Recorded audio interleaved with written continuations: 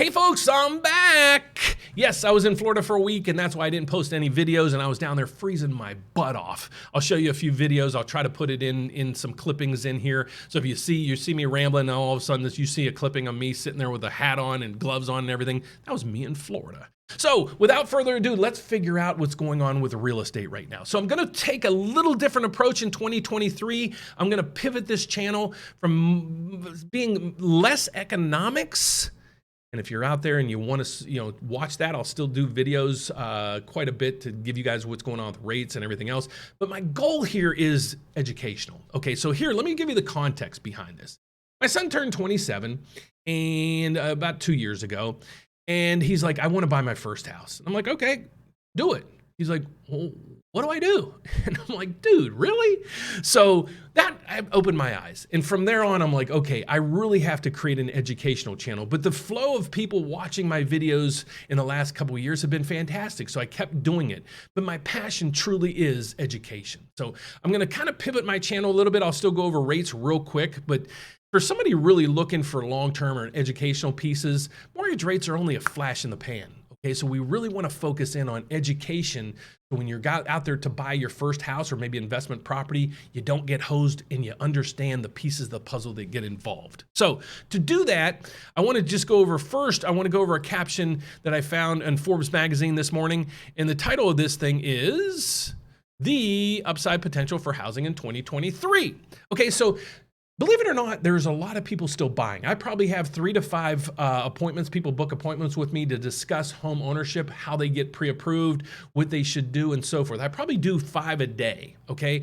At least. And then my staff also picks up a few of those as well. So we probably get 5 to 10 applications a day, people looking to get pre-approved.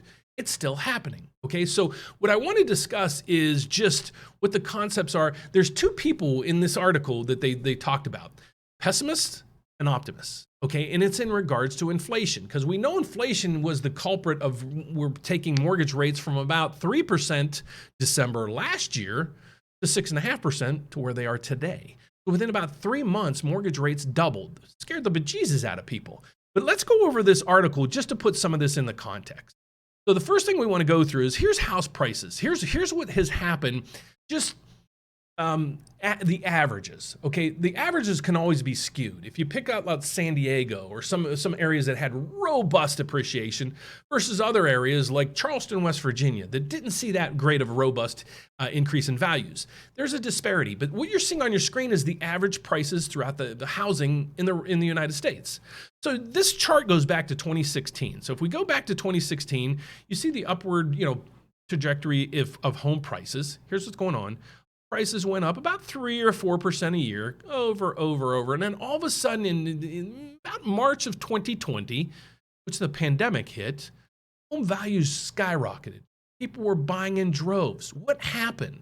Mortgage rates were the lowest ever in history. Is that the only thing that basically spurred people into buying? That's the thing I still can't wrap my head around. Just because mortgage rates were low didn't mean everybody was or should have bought a house. So what actually happened? The only time's going to really tell, was there a shortage in homes? Did people just get over exuberant? What happened? Time will tell. But in this article, we see that there's 2 people kind of maybe being on the sidelines or have been on the sidelines for a couple different reasons. One is the person that was and I'll find it here one second.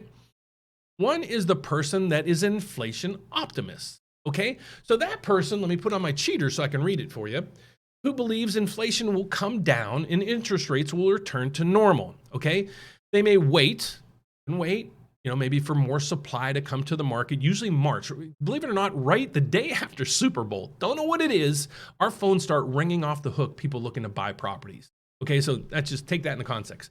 They may wait for the prices to come down a little, but mortgage rates won't scare them because they know that they can refinance once inflation comes under check and the Federal Reserve has to pivot.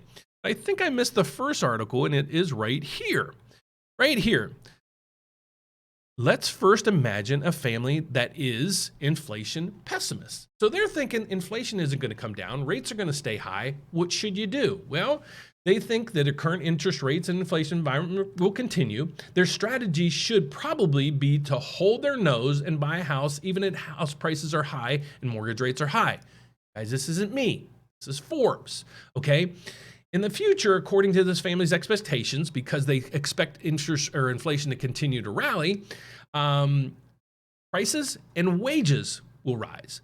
So their income's gonna rise and continue to rise, thus making the house payment a little more affordable as time goes on. Because once you buy, your payment's really never gonna move. And it says right here, if they can survive the first year of payments, then they are better off the rest of the inflationary period, because the next year they're gonna get a raise. The next year they're gonna get a raise. What's gonna happen is your mortgage payment will never move, okay?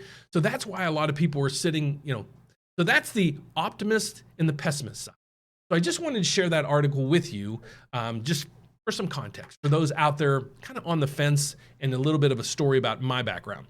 So the next thing we want to go to, I want to show you guys, is where mortgage rates are going. So what we do is we focus here on what the bond market is doing. Why? It's not the 10-year treasury. It's not any treasuries. It's not anything else. It's the mortgage-backed security. You can see that. It says the UMBS. It's the mortgage-backed securities, and we're looking at the 5.0. That's irrelevant at this point. What you're seeing on your screen is the price of a bond, the mortgage bond, okay? The yield on this bond is basically the biggest component of your mortgage rate. Okay, so that's why we follow this bond. Okay, you're seeing that it's down 2 ticks right now. What this means is if the price of the bond goes down, mortgage rates are going up, okay?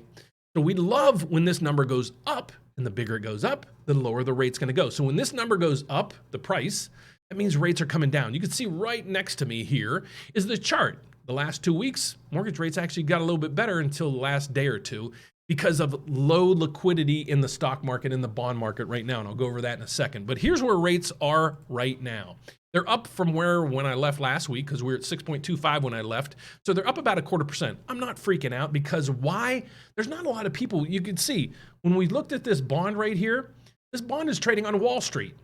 Nobody working in Wall Street this week. Between Christmas and New Year's, most people take off. So you're going to have huge volatility. That's what's causing mortgage rates to really bounce around today in the last few days. Same thing with the stock market. So what we usually do at this time of year is we kind of sit on the sidelines unless we see a huge dip in rates. We usually don't even focus in on mortgage rates the last week of December and the first week of January. So I hope you find value in my channel. If you guys would, leave comments down below. What kind of videos are you looking for? Because we want to pivot this channel to educational videos for if you're looking to buy your first house, maybe your first investment property, how you can utilize maybe a home equity loan. We have a first position home equity loan for a lot of investors out there. If you're an investor trying to buy a property, there might be a DSCR program, a debt service coverage ratio program out there that you might qualify for. We do FHA, VA, USDA. Check out Kyle's video. Kyle of the Win the House You Love. He's actually a loan officer on my team. He does a video every year talking about FHA, and I think this week he's coming out with his 2023 FHA video. Once he does, I'll make sure I share that with you. But if you're out there and you're like, I really would like your help trying to help me guide into a position where I can buy in 2023, what do we need you to do? Well, do me a favor. Right above my head, it says book a meeting. That's what most people are doing. I have about 3 to 5 of these a day. Younger couples calling me, working their ways through the process of looking to buy their first house in 2023. And if that's you, we'd love to.